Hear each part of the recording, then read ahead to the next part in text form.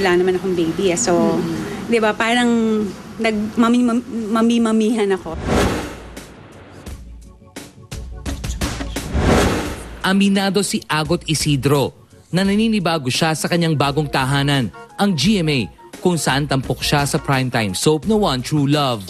Siyempre, bagong surrounding, bagong environment. Although some of the cast, nakatrabaho ko na.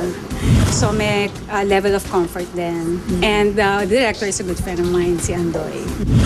On the home front though, masaya si Agot sa kanyang papel bilang isang foster mom. Matagal na kasing pangarap ng singer-actress na mabiyayaan siya ng anak. Never ako nagkabata sa bahay, panay aso. The sound of a kid's laughter, yung gano'n nakakabuhay. Kasi sinabi naman sa akin gano'n, parang Agot, yan, foster yan, hindi siya adoption.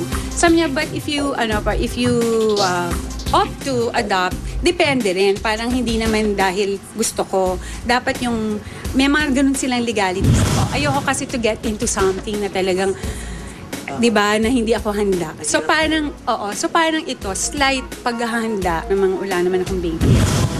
Di ba, parang nagmamimihan ako. So, Speaking of One True Love, iginagalang naman ni Winwin Marquez ang propesyong pinag-uukulan ng pagmamahal ng kanyang inang si Alma Moreno. Balita na kasing sa pagkasenador na ang pwestong naisungkitin ng ngayoy konsehala ng Parañaque City. To be honest, nagulat ako. Pero kung gusto ng mommy ko, syempre susuportahan ko. Doon naman sa mga nanlalait sa kanya, hindi naman po kasi nila alam kung gaano kaimportante yung pag-service ng mom ko sa mga tao ngayon. Kaya nga siya umalis sa showbiz nagtutok siya sa politics. So, tingnan na lang dapat muna nila bago sila magsalita. Pero nung in-explain niya sa akin, sabi ko, kakayanin naman talaga niya kasi strong person ng mommy ko yun. Dahil One True Love din ni Alden Richards ang showbiz, kung kaya't inihanda na niya ang kanyang dibdib sa mga intriga. Since nag-start naman po ako sa showbiz, I'm always ready for intrigues and dus po sa mga magko-comment ng negative. So, okay lang po yan. Sobrang nape-pressure. Kami talagang dalawa ni Alden. Sobrang dedicated kami sa work namin. And yun, nare-respect lahat ng tao yon. Samantala, magsisimula na sa Lunes sa GMA Telebabad ang One True Love.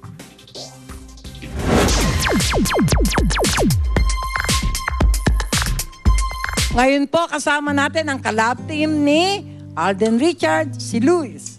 Hello, good afternoon po sa inyong lahat. Anong feeling na ngayon kayong dalawa ni Alden pang prime time na? Hanggang ngayon po talaga hindi ko ma-explain kung ano yung nararamdaman ko kasi sobrang mixed emotions po siya. Na sobrang masaya ako, excited, and nape-pressure din po. Ano naman ang mga ipinakita nyo ditong bagong acting sa bagong show na to? Kasi po yung character ko, si Elise, kulang siya sa pagmamahal ng nanay. Ako, medyo malayo naman yun dahil sobrang tutok sa akin yung mami ko. So, kailangan kong i-detach yung parang nanay figure sa akin na dapat hindi ako ilag ako masyado, ganyan. And sobrang drama. Sobrang drama talaga. Kailan ito mapapanood, Luis? Sa June 11 na po. Sa Monday? Sa Monday na. Sa Monday. Anong oras? After po na Makapiling Kang Muli. Yeah. Sino ang director nyo? Si Direk Andoy Ranay po. Okay, panoorin nyo. Don't forget to watch Luis and Alden Richard sa kanilang bagong TV show.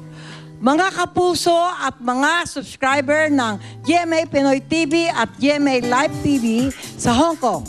Join na kayo sa Philippine Independence Day celebration sa Hong Kong sa June 10. Sunday sa Chatter Garden, Hong Kong. Kasama po dyan si Lovey Po. Tuloy ang pagdiriwang ng Araw ng Kalayaan sa June 16 at 17 sa Treasure Island, San Francisco, USA. Kasama naman po dyan si RJ Rabrenica, JR at Rian Ramos. Bakit kami hindi pinapapunta dyan? Ha?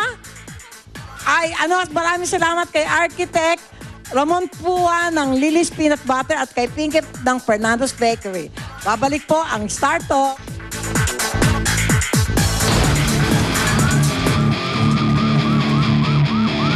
Happenings comes, happenings go. Pero hindi kumpleto yan pag walang Rampage.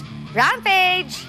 Una, rampa sa Bonifacio High Street for celebration of Mega's 20 Most Beautiful. Kasunod niyan ang AMA Education System and New Delta Air International Aviation Academy press launch with Richard Gutierrez. Sabay, go for the Sun May Glide Party all-night press con. Nextly, Sony Bravia special screening of Men in Black 3 at Power Plant Cinema. Present din syempre ang Aking Beauty with press launch of Dove Hair Care. We're also invited for Mother Ricky's Hair and Makeup Trends 2012.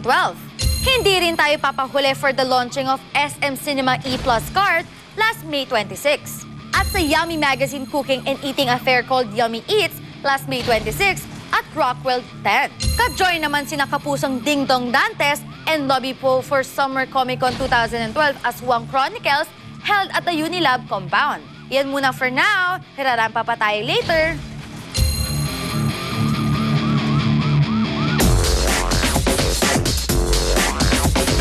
Sa linggong